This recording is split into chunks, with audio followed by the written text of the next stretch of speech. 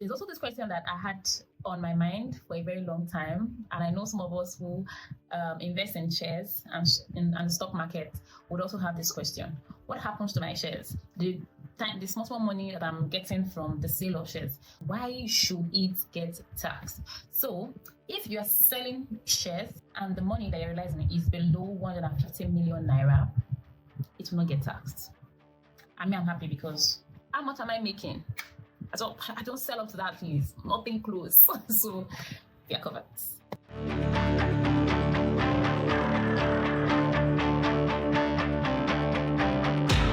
Now that we have spoken to what should get taxed, I think we can now delve into the income that are exempt from tax. We have established the fact that not every transaction that comes into your account will get taxed. So what Babalawo money will not go through tax. Any gift that is given to you, if you beg 2K from somebody to eat gari, it will not get taxed. You get that is that. On a serious note, other things that will not be subject to tax are actually quite a number, and I will be giving some of them here. You can just Google it and they come up to you. Just ask AI or just go through the Tax Act.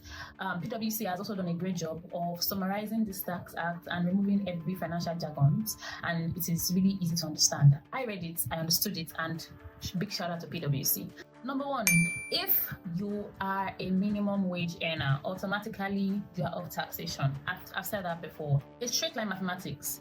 If your annual income is about 1.2 million naira, you should already have that back of your mind that you'll be exempt from taxation, because by the time you remove the reliefs, it will come to about 800,000 naira. So definitely you'll get exempt from tax. Also, after every relief has been deducted, if your money falls at 800,000 naira and below, you are free from paying taxes. Is that clear?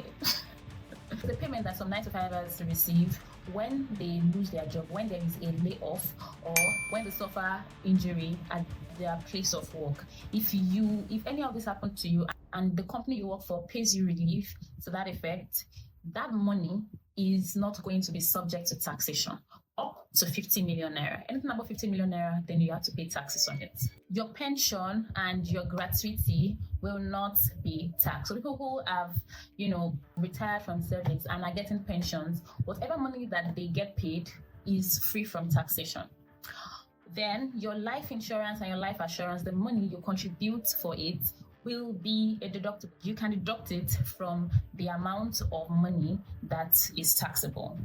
If within the year you sold your personal property, your house, as in the one that you are residing in, please, if you're selling that and the proceed is 5 million naira and below, that amount of money, it is money that you can now use. That amount of money, you can remove it from the total amount of money that is taxable.